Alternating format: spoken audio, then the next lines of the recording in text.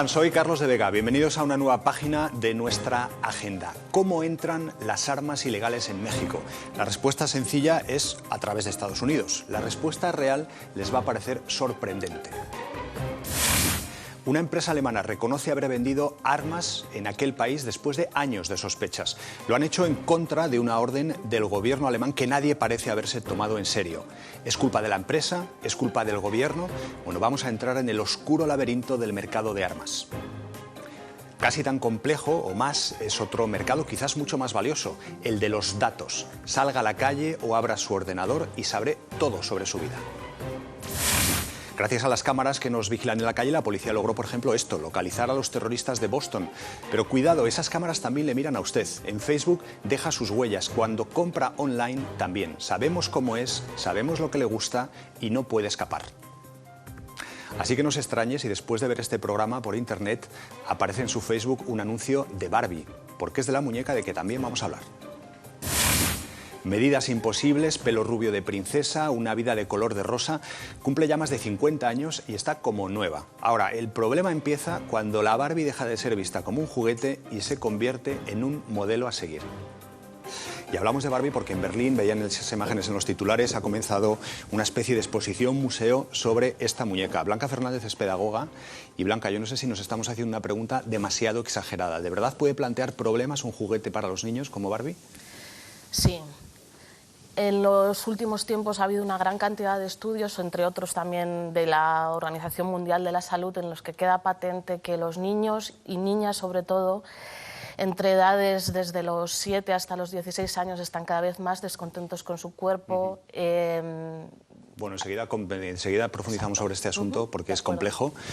Y mi segundo invitado, los que vean la televisión y conozcan la serie Fringe, lo van a identificar muy bien porque es esa persona que vive en el límite entre dos mundos, el mundo real y la realidad paralela de los robots. Raúl Rojas es profesor de robótica y sistemas inteligentes de la Universidad Libre de Berlín. Raúl, ¿qué te dicen las máquinas que están en ese mundo en el que tú puedes entrar? ¿Realmente es bueno o es malo desnudarnos ante tanta tecnología? Bueno, como en todos los casos en los que uno se desnuda, depende de quién está mirando. Muy bien, pues enseguida hablamos de cómo hacerlo con cuidado y a ver con quién nos desnudamos. Y Sabina Morales, ustedes la conocen porque ha estado más veces ya en este programa, es experta en México y muy experta en lo que es el mercado de armas. Es investigadora del Instituto de Investigación Social de Berlín y coordina el grupo México vía Berlín. Creo que lo he dicho bien, ¿no, Sabine? Sí. Sabina, ¿sorprendida por esta noticia de la venta de armas alemanas en México?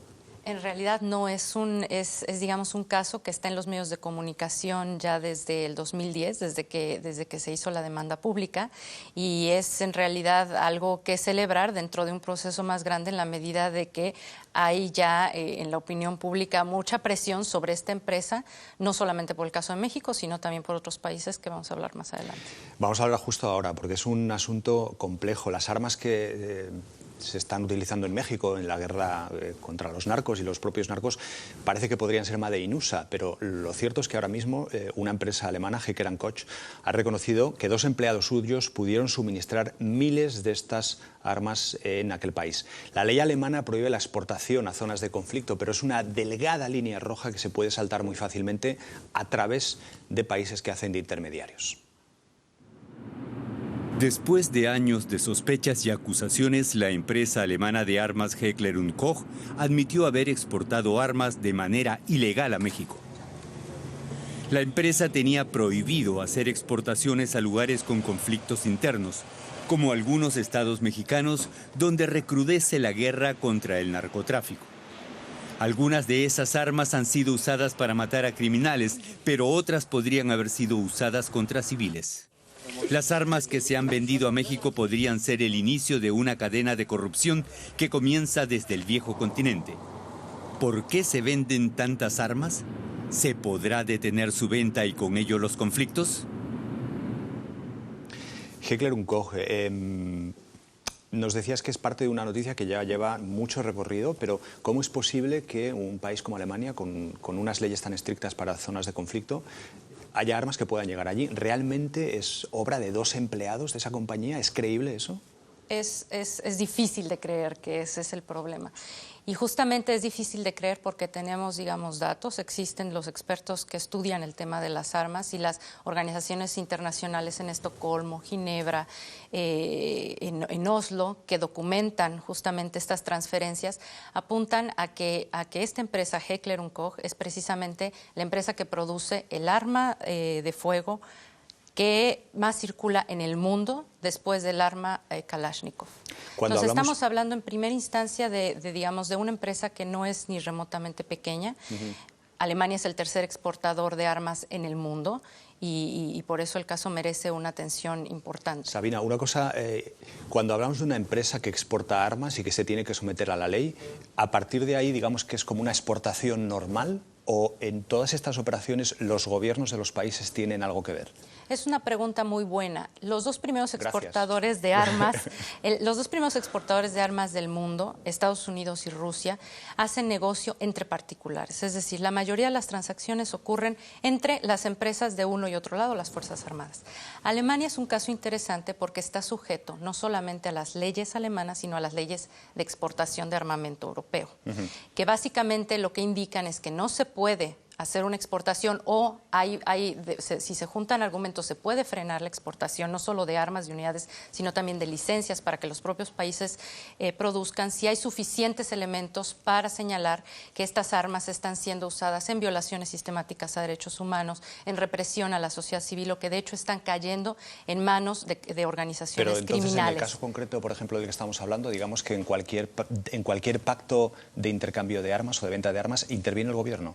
Así es. En el caso de Alemania, sí, porque así está diseñado el sistema. Entonces, precisamente lo que este caso nos está mostrando es que no hay forma de que esas armas hayan llegado a México sin que haya habido corrupción no solo de la empresa al gobierno mexicano o a instancias de las Fuerzas Armadas mexicanas, sino dentro de la propia Alemania y dentro del propio escenario de la Unión Europea. Y por eso es un caso muy interesante a analizar, porque justamente nos muestra cómo funciona este mercado a una escala más grande, que es además uno de los mercados más rentables del mundo y que además es un mercado no solo problemático por las consecuencias nefastas que produce, sino que además es interdependiente del mercado de las drogas y del tráfico de cualquier otro tipo hasta de personas, ¿no? Pero claro, ¿a quién le interesa poner un poco coto a todo esto? Es decir, si Alemania nos dice que es el tercer exportador de armas del mundo, ¿no? Sí. Y es un negocio que es enorme, con lo cual, realmente, ¿quién tiene interés en limitar estas cosas? La sociedad civil. La sociedad civil, básicamente. Todas las iniciativas desde hace 20 años. Pero no deja de ser un sector en el que nosotros normalmente no entramos, ¿no? Porque el comercio de armas no es algo que esté en la conversación diaria de... Así es. Y eso es un problema también para la medición y la investigación en este campo, porque Alemania tiene la fama justamente de ser un país exportador. Su economía está basada básicamente en la exportación. Muchos de los rubros de exportación son exportación de tecnología, venta de servicios, una serie de cosas que pueden ir desde los robots hasta tecnología que tiene que ver con armamento. En los propios datos, en la propia forma en la que se genera esta información, no tenemos herramientas, ni los investigadores, ni la sociedad civil, para saber exactamente cuánto viene de qué. Entonces, parte del problema de por qué este tema parezca menor de lo que es problemático, pero además se traslape con otras cosas, es que los rubros están totalmente mezclados, ¿no? Yo no sé si también, claro... Blanca, el hecho de que las armas sean un elemento desde el que convivimos desde pequeños, luego hablaremos de Barbie, pero también los juguetes violentos o los juguetes de armas son algo con lo que nos asimilamos desde muy pequeños como algo divertido, ¿no? Sí, pero lo cierto es que, por ejemplo, en los jardines de infancia no se permiten las armas. No, ningún niño va a jugar ni va a llevar una pistola. Es que dicho así me parece lógico, ¿no? No me refiero a las armas de juguete. Vale. Quiere decir que no están permitidas las reproducciones las pistolas de plástico, ni incluso en algunos jardines de infancia la típica pistola de plástico del verano tampoco está muy bien vista. Regalar juguetes que sean de arco y flechas está permitido dentro de lo que cabe porque, bueno, se asocia... Robin Hood. Exacto. Pero si no, en el tema del caso de las armas, en juguetes para niños pequeños, lo que son luego videojuegos o juguetes para adolescentes y mayores ya es otro campo, pero en el campo de los niños pequeños se ha reducido muchísimo. Sabina, nos hablabas antes, mencionabas el asunto de las licencias, y yo creo que igual está interesante diferenciar que comerciar con armas a veces no incluye la complejidad de trasladar las armas de un país como Alemania a México, ¿no? Que puede ser mucho más sencillo cerrar el pacto, ¿verdad? Así es. Este caso particular de la venta de armamento de Heckler & Koch a estos estados de México, el caso que nos trae aquí, sí implica el transporte físicamente de unidades. Pero ese es un problema menor junto al problema de las licencias. La mayor cantidad de exportaciones de armamento que ocurren en el mundo, de las transacciones, ocurren a través de estas licencias y ocurren en otros rubros. ¿Qué son las licencias? Estas licencias, para ilustrarlo al público al general, no son diferentes que la venta de franquicias de una cadena, por ejemplo, de hamburguesas. Es decir, yo tengo el derecho de poner esta licencia a otras empresas subsidiarias que lo produzcan, puede ser, o más bien es por lo general en los otros países, y entonces el beneficio económico es compartido por el lado del gobierno, en este caso alemán, por la empresa y también por las Fuerzas Armadas, que además triangulan, como explicabas tú al principio, muchas de estas transacciones hacia otros países. Entonces, una cosa que comenzó en Alemania con una licencia puede haber sido producido en Arabia Saudí, en una fábrica que de hecho existe de Heckler & Koch, y puede ser después transportada a cualquier otra parte del mundo. De todas maneras, estamos hablando de capital que beneficia a un Estado nacional en particular y que además, y cuya red de corrupción se puede, digamos, trazar en muchas esferas. Y eso es, digamos, lo interesante. Es decir, el problema de las armas es un problema que trae consecuencias escabrosas, lo vea uno desde la parte legal como la parte ilegal. Esas licencias, que al final es como el manual de instrucciones, entiendo, ¿no? Cómo se construye este arma. ¿Eso también se puede traficar de forma ilegal? Quiero decir, ¿esos manuales pueden llegar de forma ilegítima a países como Afganistán o cualquier país del mundo y que lo puedan construir sin tener la licencia legal? Por supuesto, pero de todas maneras es interesante ver esto, porque las armas tienen sus propios consumibles, que son municiones. Es decir, inclusive si alguien falsifica una de estas armas, el gran problema no es que haya una gran falsificación de armas porque hay manuales perdidos. El problema es que hay países que se benefician de la venta de estas licencias, en este caso Alemania, para que otras la produzcan. Pero además, cada una de estas armas lleva consigo otro paquete de cosas que los estados venden: servicios, entrenamiento, refacciones, como en cualquier otro producto, ¿no? Entonces, bueno, la dependencia económica está ahí totalmente activa. Es un mercado que tiene tanto beneficio económico para el que posee las licencias, es decir, para el diseñador original de armas, que inclusive, en el caso de México, las Fuerzas Armadas en algún momento fueron demandadas por el gobierno alemán por intentar falsificar una de estas armas. Raúl, yo no sé si desde el mundo de la tecnología, hombre, también es una parte de lo que se utiliza ahora mismo la tecnología, ¿no? Y probablemente de lo que más avanzado está, la tecnología de defensa, ¿no? Bueno, sí, la tecnología armamentista ha avanzado muchísimo. De hecho, hubo un caso reciente de una pistola que se podía imprimir con una impresora de tercera dimensión, de tal manera que cada quien puede manufacturar sus armas ya en la sala. Entonces, la proliferación de este tipo de aparatos y de este tipo de instrucciones para producirlos es un problema importante. Es un problema importante. Luego yo no sé tampoco si todo lo que es el volumen de ingresos y lo que supone en una economía de un país el mercado de armas es algo público, que se incorpora, digamos, en los resultados del país de una forma abierta, como diciendo, pues Alemania, nosotros hemos ganado tanto vendiendo armas. Sí, sí aparece, y como repito al principio, estos datos son de conocimiento público.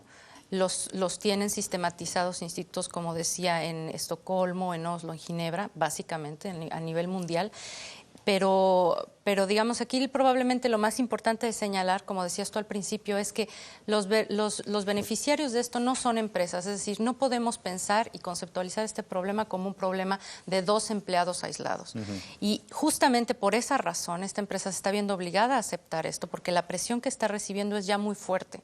Estamos hablando, México es solamente uno dentro de muchos casos. Estamos hablando de Georgia en 2008, cuando en 2006 había Alemania prohibido esa esa venta y se encuentran armas. Estamos hablando de Arabia Saudita, estamos hablando de Irak, estamos hablando de Algeria, de Egipto. Y probablemente el peor de los casos es Libia, en el que además la provisión de armas viene por parte del embargo de Naciones Unidas. Ya. Entonces... Déjame preguntarte una cosa, Sabina, porque tú eres mexicana a la vez. Sí. En este caso, y en lo que es un poco la extensión de todo lo que puede ser el mercado de armas en México, ¿tú crees que si no existiese un tráfico ilegal de armas en México, bueno, esto es una pregunta del $1 millón, ¿el problema del narcotráfico desaparecería? ¿Crees que esa es la clave de todo lo que está pasando allí? Otra pregunta interesante. Lo que sí es un hecho es que... Oye, me vas a dar el Pulitzer con esto, vamos. Lo que sí es un hecho es que, digamos, cualquier entrada de, en este caso, armamento al país, sea por la vía legal o sea por la vía ilegal, sea por la vía del crimen organizado directamente o sea por la vía del propio Estado, es como echarle gasolina a una fogata.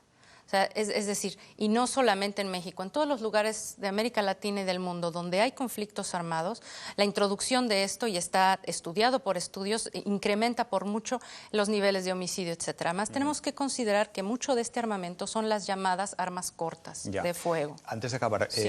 ¿qué esperas de todo este proceso contra esta empresa? De momento hay estos 2 empleados que parecen que son los conejillos de Indias que se las ha cogido por allí, pero ¿cuál crees que va a ser el final de todo este camino? Pues en realidad depende mucho de lo que haga la sociedad civil, ¿no?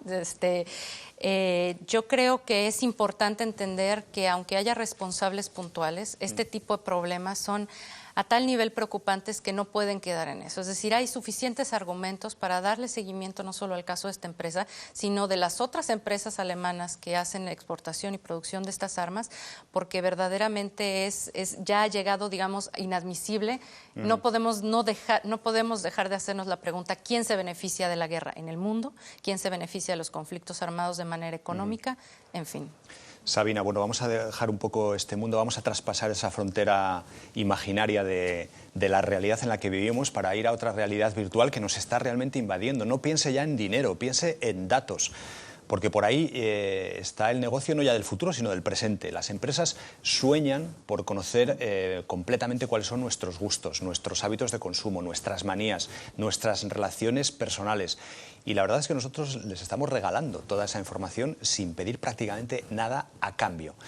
El sueño por conocer todos esos gustos es lo que se viene a llamar la Gran Data, de Big Data, que es como el gran tesoro de la cueva de Alibaba. En la vida diaria actual, los aparatos electrónicos nos acompañan en cualquier lugar, tanto en la vida privada como en el trabajo. Y siempre dejamos una huella digital, sin percatarnos la mayoría de las veces. Las empresas están guardando los datos con el argumento de ofrecer mejores servicios, pero también para hacer publicidad directa, entre otras cosas. Nuestra información se queda imborrable en otro lado sin que podamos controlarlo. La preocupación de algunos expertos es que consorcios como Google monopolicen la recopilación de los datos. También los gobiernos quieren más información, una divisa que pronto podría valer más que el oro. Así lo demostró recientemente la persecución por Internet de los sospechosos del atentado con bombas en el maratón de Boston. ¿Cómo y hasta dónde es necesario proteger nuestros datos? Bueno, hablamos hoy de este tema, entre otras cosas, porque en el semanario alemán Der Spiegel es la portada de hablar de este asunto. Seguro que en sus países lo pueden también encontrar y, si no, en la versión en Internet en inglés también pueden leer este artículo.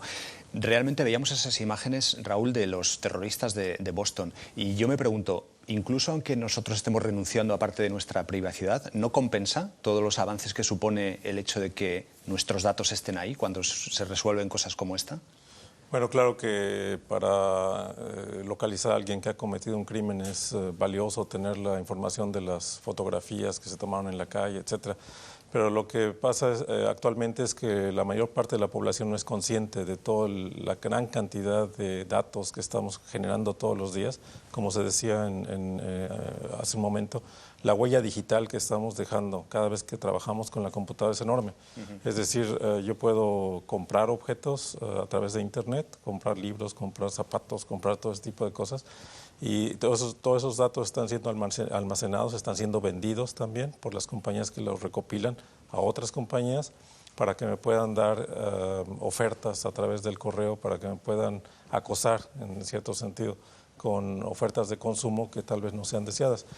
Eso por un lado. Por otro lado, estoy dejando mis datos del celular, pueden seguirme por toda la ciudad y pueden saber en qué partes he estado. Estoy dejando mi cara en cada fotografía que se toma por una cámara privada en las calles. Estoy dejando también mi huella digital. Y se calcula que simplemente en Londres, si uno sale a caminar media hora, ya dejó uno 300, 400 fotografías almacenadas. Entonces, el problema es qué va a pasar con esos datos, cuánto tiempo van a estar almacenados, para qué se van a utilizar. Y aunque no haya uno cometido algún crimen, sí es un problema importante el de regular el uso de esa información. Leía ayer, preparando el programa, este informe de McKinsey & Company, que es una consultora que en teoría podrían ser hasta los malos de la película, ¿no? Los consultores, pero claro, a estos les interesa también y realmente hay datos sorprendentes, ¿no? El genoma humano, por ejemplo, que se tardó años en descifrar, ahora mismo sería posible hacerlo en cuestión de días y tú nos contabas que el objetivo es hacerlo prácticamente en minutos, ¿no? Dentro de un tiempo, con lo cual es verdaderamente abruma. Lo que yo no sé es si hay alguna manera en la que nosotros, ante esto que tú nos cuentas, podamos defendernos, o sea, si hay realmente forma de controlarlo o hay que rendirse ante que esto va a ser así. Bueno, aquí hay dos aspectos. Un aspecto es el avance tecnológico. Antes no se podía hacer esto de guardar video, guardar imágenes que están siendo generadas por miles de computadoras o miles de cámaras, porque era muy caro almacenarlas, ¿no? La memoria era muy cara. Ahora la memoria es baratísima. De hecho, hay cámaras ahora que se venden que las puedo traer pegadas al cuerpo y están tomando una fotografía cada 10 segundos. Puedo grabar toda mi vida. Por cierto, que Barbie, hubo una Barbie que tenía una cámara incorporada que fue muy polémica porque decían que los pederastas podían utilizarla para intentar grabar a las niñas. Pero perdóname. Exactamente. Se puede almacenar esa información, que era algo que no se podía hacer antes. Ahora, por otro lado, no hay conciencia del público en general del tipo de información que estoy produciendo. Un ejemplo muy concreto son las tarjetas de supermercado con las que colectan puntos para después recibir ofertas.